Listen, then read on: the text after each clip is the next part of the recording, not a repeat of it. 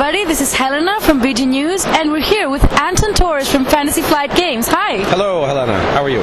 Fine. How has the fair been so far? Been fantastic. It's been incredibly busy. There's lots of exciting things here, and not only from other publishers, but Heidelberger is also showing some of our upcoming products, so I'm exhausted, but I'm very happy.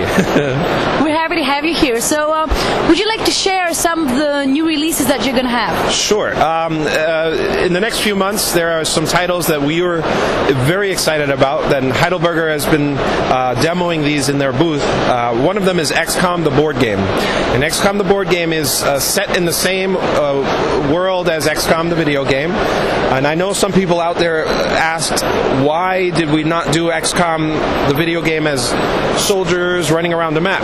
And that's because there's a really awesome XCOM, the board game, and it's called XCOM, the video game. It's an amazing, amazing experience. So rather than recreate something that already exists, we looked at the broader scheme. What are the global events? What does the XCOM Defense Force do outside of run around with guns in the streets? And so a fully cooperative game with 4 radically different roles that each player takes, and you need to specialize in each of these roles in order to really succeed in the game. The most unique item is the digital component. There's an app that is required. It's a free application, and it will run on iOS or Android, Macintosh or PC, and if all else fails, there will be a plugin for your web browser, Unity plugin, so you can run it in a browser. And the AI will not only have random events, but it serves as a timer, but responds to the success and failure of the players. And it's the first time that we've integrated a digital component into a board game. And for those who haven't played it, I would encourage you to find a game and play it and see exactly why this is so exciting. This is something that is new. Eric Lang is the designer. We worked with him on a number of products. He's a delightful and devious human being, and he put his heart and soul into the machine, and will make life very hard for XCOM Defense Force. It's super cool, and you should try that. So that's coming out later in this year. Another one is The Witcher. The Witcher adventure game is not being demoed, but we have it on display, and is set in the world of The Witcher, that well-loved, gritty, dark fantasy world, fantastic setting of video games and books.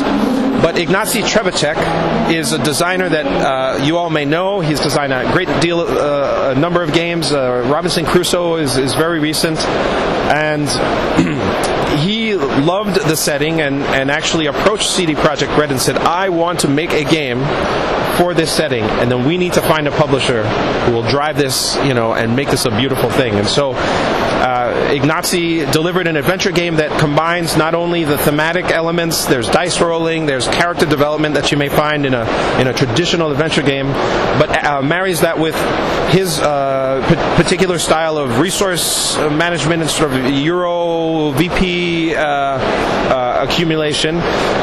And altogether has a very narrative, very interesting take on the adventure genre, and something that Witcher fans and adventure game fans, I think, are going to find unique and different. It's fulfilling quests and exploring the world of Geralt and Triss Merigold and Yarp and Zigren and Dandelion in the world of The Witcher. And that's coming late this year. Okay. And last but not least, should I just continue? Yeah, you should. I'm not going to ask any questions because I know that everybody just wants to listen to what you have to say. All right, last but not least is something that we have been working for a great deal of time, and that is Star Wars Imperial Assault. I'm sure everybody's waiting for that one. I am waiting for that one.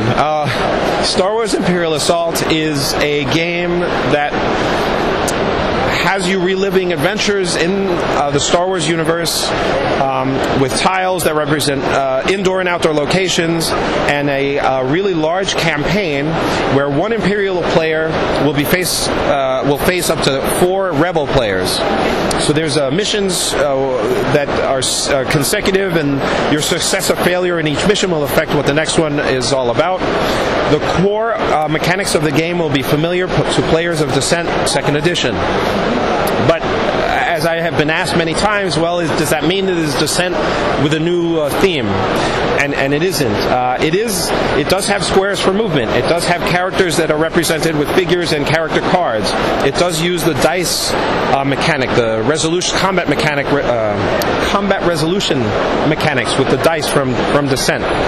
But everything else is really it just seeps Star Wars theme.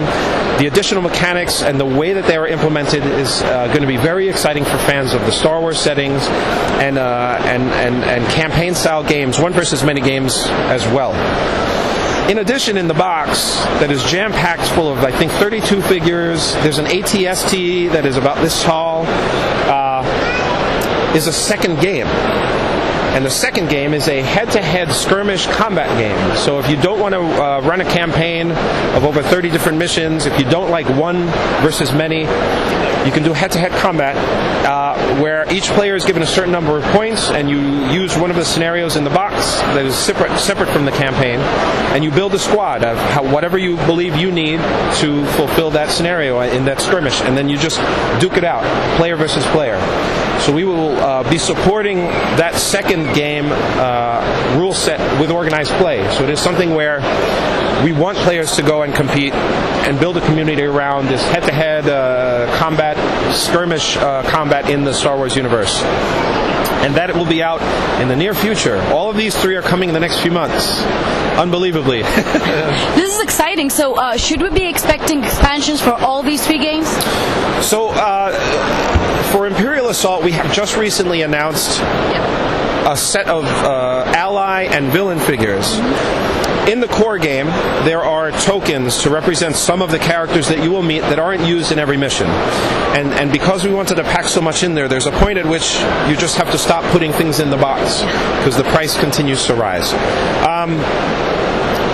So we are releasing a line of ally packs and villain packs. So for example, some classic Star Wars characters like Han Solo and Chewbacca are available or will be available as ally packs.